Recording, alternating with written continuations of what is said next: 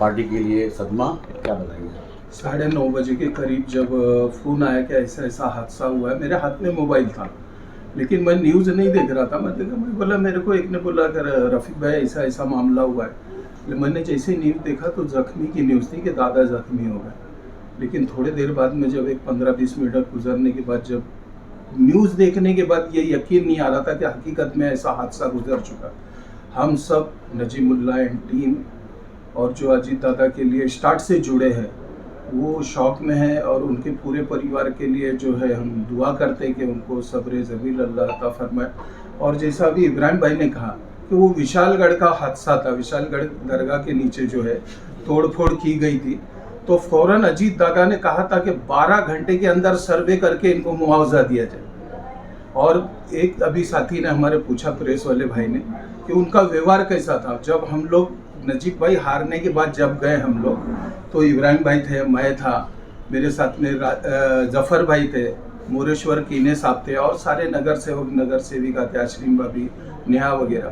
तो उन्होंने कहा था कि तुम लोग अगर नजीब को जिता देते, मैंने 3000 करोड़ का वादा किया था, मुमरा को 6000 करोड़ देता, बेहतरीन कॉलेज देता, सारी मुमरा की ज़रूरत पूरा करता। ये मैं खुद मौजूदगी में अजीत दादा ने कहा था।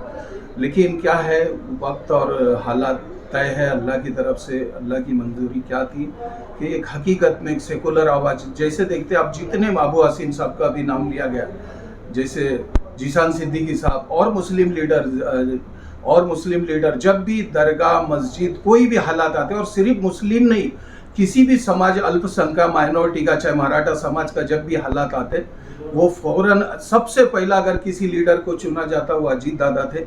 अजीत दादा के पास जाते और अपने हालात को रखते। और मैंने अजीत दादा को पर्सनल देखा कि उद्या या परवा या ये डेट नहीं देते थे, फौरन फ़ोन लगाते थे वो अधिकारी को और बोलते थे ये आदमी आएगा, इसका काम करके दो। ये बहुत बड़ा महाराष्ट्र के लिए नुकसान है और अल्लाह इस नुकसान को भरे कि माइनॉरिटी की एक आवाज़ दब गई।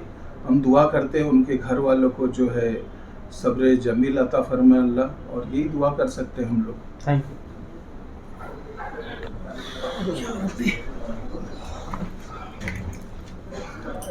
और 4 लोगों की मौत हुई है, क्या कहेंगे? हमारे महाराष्ट्र के उप मुख्यमंत्री आदरणीय अजित दादा पवार, हमारे राष्ट्रवादी कांग्रेस पार्टी के परिवार के सर्वे सर्वा, आज इनका विमान दुर्घटना में और उनके साथ में उनके जो सहकारी थे उनका देहांत हो चुका है। पहले तो मैं उनको भावपूर्ण श्रद्धांजलि अर्पित करता हूँ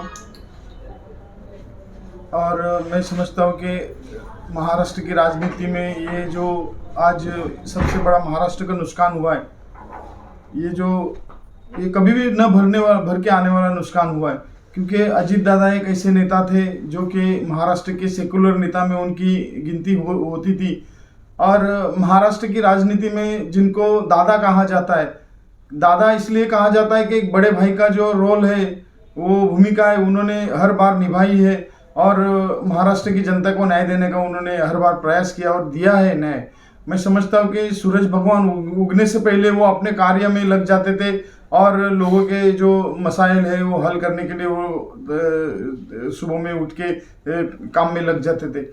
जो प्रशासकीय जो एक प्रशासन का जो उनको एक अनुभव होना चाहिए, वो अनुभव उनके पास बहुत बड़ा अनुभव था और वो अनुभव की वजह से आज मैं आप देख सकते कि जो आज कितनी ऐसी योजनाएं हैं, जो योजनाओं के माध्यम से महाराष्ट्र के जनता को उनके माध्यम से बहुत बड़ा फायदा हुआ है।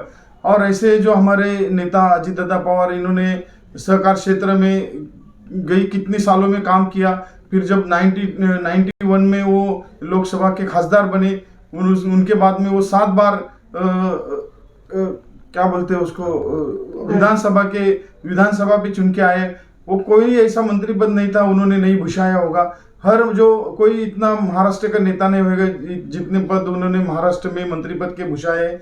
और मैं समझता हूँ कि उन्होंने जो कार्य किया है वो कार्य बेमिसाल है और उनके परिवार के ऊपर ये जो दुखों का पहाड़ टूट पड़ा है, इस पहाड़ दुखों में से उनके परिवार को सक्षम रहने के लिए, उनको एक सद्भावना मिलने के लिए, उनको एक इस परिवार को के दुख है वो दुख कम करने के लिए मैं परमात्मा से प्रार्थना करता हूँ कि इस उनके परिवार का दुख कम करे और जैसे कि पूरे अजीत दादा पवार जो हमारा परिवार है, वो परिवार के ऊपर भी बहुत बड़ा दुख है। जैसे कि महाराष्ट्र में ही समझो ना आप, महाराष्ट्र में पूरा उनके जाने से बहुत बड़ा नुकसान हुआ है, और ये बहुत बड़ा दुख है महाराष्ट्र के लिए कि वो गए।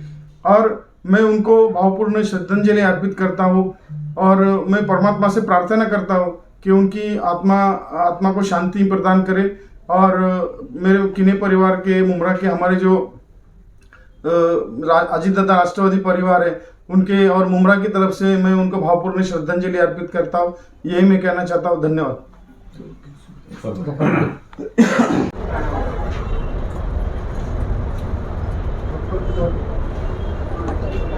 त्याच बारामतीचा जे अजित पवार यांनी आपल्या निधन झाले विषय धक्कादायक ही घटना दादा पवार अशा दिवसाची बातमी होऊन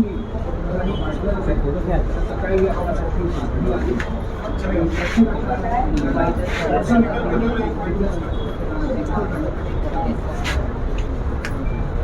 सुनेत्रा पवार आपल्याला देशभरामध्ये विषय